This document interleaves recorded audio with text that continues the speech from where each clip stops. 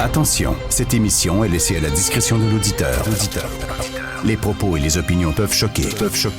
Oreilles sensibles s'abstenir. Richard Martineau.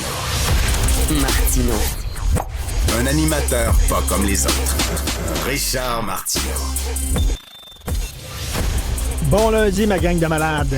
C'est fou à notre époque à quel point on prend un aspect de notre personnalité puis on dit cet aspect-là me résume entièrement. C'est l'alpha et l'oméga de ma personne. Tu sais, que ça soit ton orientation sexuelle ou ta race ou ton genre, en disant ça, là, alors qu'une personne, c'est beaucoup plus complexe que ça. Là. Ça a plusieurs facettes. Je vous raconte ça parce que je suis allé voir un spectacle d'un humoriste vendredi dernier. Tout son show pendant 1h30, c'était sur le fait qu'il était gay. Écoute, moi, puis il est content, puis je suis gay, puis tout ça, puis c'est fun. J'ai aucun problème.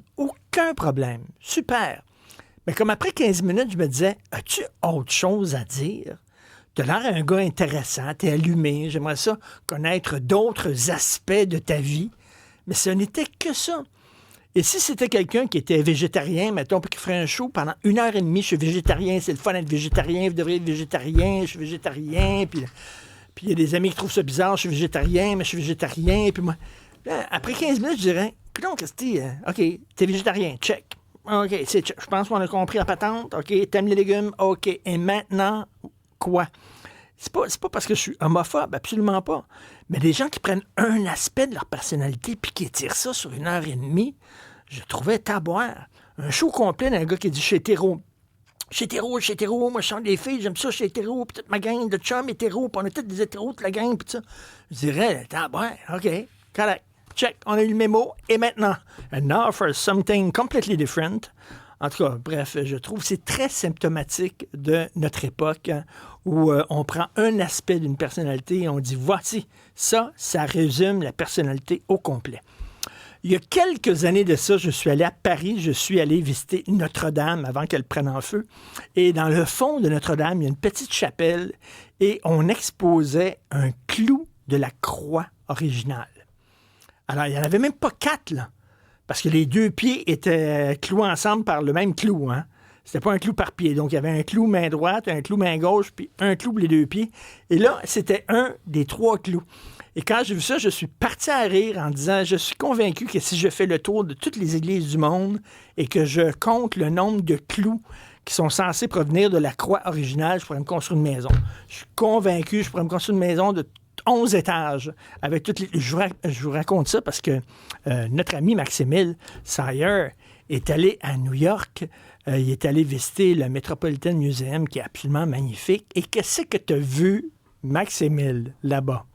J'ai vu la dent de Marie-Madeleine. Attends une minute, Marie-Madeleine. La Marie-Madeleine? La Marie-Madeleine. La prostituée dans la Bible? Là? Oui, l'ami de cœur de Jésus. Là. Oui, supposément, c'est son ami de cœur. Moi, je pense sûrement Alain Pronkin pourrait nous le confirmer, là, mais il y a comme des débats autour de ça. Là. Et il y avait une de ses dents. Oui. Et c'était écrit, là, la dent de Marie-Madeleine. La dent de Marie-Madeleine. C'est étonnant qu'elle n'ait pas pourri depuis ce temps-là, et même qu'elle n'était pas déjà pourrite, là, parce qu'on s'entend, je pense pas que l'hygiène buccale, c'était leur fort à cette époque-là. Non, je pense pas.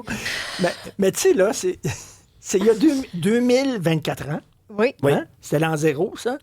Jésus, Marie-Madeleine, ça. Mm-hmm. Sa dent a circulé sur 2024 ans, puis elle est venue, puis c'est la dent. Et on c'est se l'est une donné, de ses dents. Génération en génération. Oui. Tiens, voilà la dent. Ça, c'est la dent de Marie-Madeleine. Mais le trafic de reliques à l'époque médiévale, parce que ce sont des reliques, hein, les restes de saints ou de saintes qui sont conservés comme ça, les clous de la Sainte Croix, des fragments de la vraie croix, la lance de Longinus. Écoute, on pourrait aller longtemps avec toutes les reliques de la chrétienté.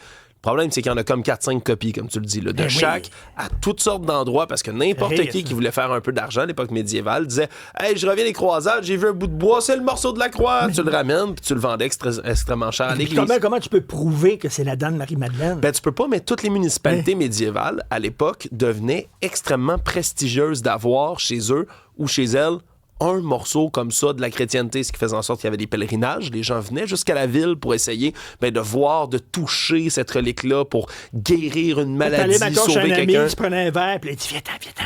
Viens-t'en dans Je vais mon te montrer sous-sol. quelque chose. Puis là, tu vas dans le sous-sol, tu descends, là. Puis là, il arrive, il rouvre un tiroir, puis une Ouais. petite boîte en bois. Puis là, avec une clé, il ouvre la petite boîte en bois, puis tu regardes. Ça, c'est la tante Marie-Madeleine. Alors, c'était qui le guérisseur, le russe, là? Rasputin, Rasputin, sa queue, ça a l'air que Rasputin était équipé pour extrêmement Veilletar. bien membré, Il était- selon il était- plusieurs documents historiques. D'ailleurs, Richard, tu te Oui, trompes pas. et c'est pas un Napoléon dans son cercueil, il était bandé comme un chevreuil, là. C'était vraiment Rasputin. Ça a l'air qu'il était équipé pour Veilletar. Et d'ailleurs, quand il est mort, quelqu'un aurait coupé son organe et il y a des gens qui se seraient passés son organe de génération en génération. Il y a beaucoup de légendes urbaines qui entourent la mort de Rasputin, entre autres, que quand on l'aurait criblé de balles, il serait pas vraiment mort, qu'ensuite on l'aurait enroulé dans un tapis, qu'on l'aurait jeté dans une rivière glacée et qu'il aurait continué à nager malgré tout après sa mort.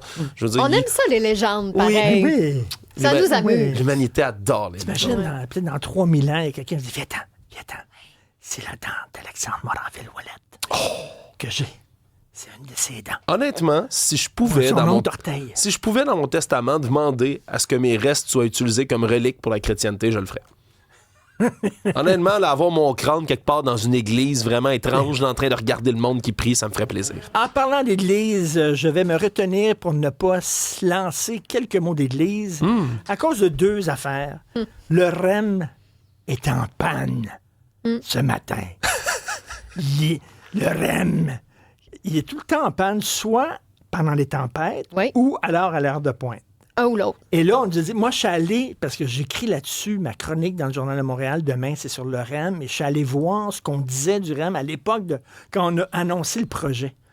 Puis là, il y a des gens qui disent, ouais, mais il y a des hivers au Québec, puis on dit, on l'a fait tous les tests.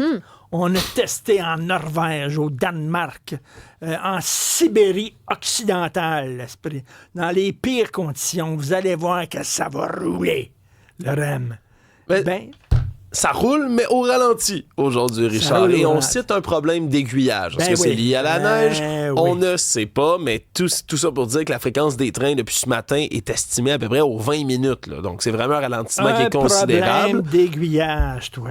Voilà. Donc, Attends une minute. Veux-tu que je te fasse la liste des excuses qu'on a sorties au cours des derniers mois? Voici, j'ai ça ici dans ma chronique de demain. C'est une primeur. ben, vas-y. Alors, attends une minute. Bon, une fluctuation dans l'approvisionnement électrique. Des disjoncteurs qui ont coupé l'alimentation. Un problème d'aiguillage. Ah. Des problèmes d'entretien. Tiens. Des problèmes techniques liés au réseau informatique, un problème dans le fonctionnement d'une porte palière, une fausse manœuvre de la part d'un opérateur, des perturbations causées par des rafales de vent, une panne causée par des conditions météo, des erreurs au centre de contrôle. On a dû retirer certains trains pour effectuer l'entretien hivernal. Il a fallu déglacer la structure, etc. C'est tous les trucs qu'on a sortis. Là. C'est Bref. sûr que si on dit qu'il est résilient, mais qu'au moins de coup de vent, au moins de petit pépin, au moins de flocon, ça commence à ralentir, il y a C'était des le vent. problèmes. Check bien, Ouais. toi, le tramway Québec. Oh, que Ouais. ça va rouler, le tramway Ça Québec. promet pas bien. Alors, autre chose, tiens, qui me rend complètement dingue. Alors, c'est Bedford. L'école de Bedford. Alors, écoutez ça. C'est dans le site de Radio-Canada. Ils sont suspendus, n'ont plus le droit d'enseigner, mais les 11 professeurs de l'école Bedford qui font l'objet d'une enquête sont toujours à la maison avec leur plein salaire, et ce, vraisemblablement pour encore plusieurs mois. Tout cela pourrait finir avec un règlement à l'amiable et une indemnisation aux enseignants dont l'enveloppe serait confidentielle. Là, il y a une gang d'enseignants qui ont pris le contrôle de l'école.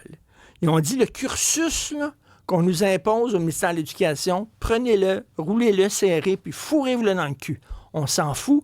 Nous autres, on n'enseignera pas les sciences, on n'enseignera pas la théorie du L'éducation genre, sexuelle. l'éducation sexuelle, etc., parce que ça va contre nos principes religieux.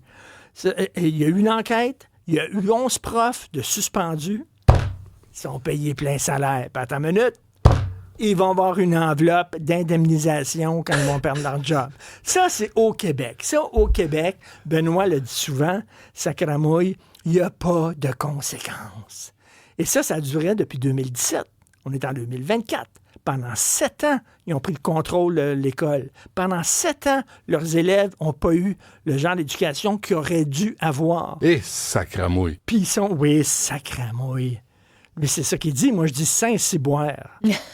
Puis pendant... Ils sont payés plein salaire. Et là, il y a quelqu'un qui est interviewé dans le texte de Radio-Canada, un spécialiste, puis il dit ça va durer très, très, très longtemps. Parce qu'il va y avoir un procès, puis tout ça. Puis pendant ce temps-là, ils vont être payés plein salaire. Bienvenue au Québec.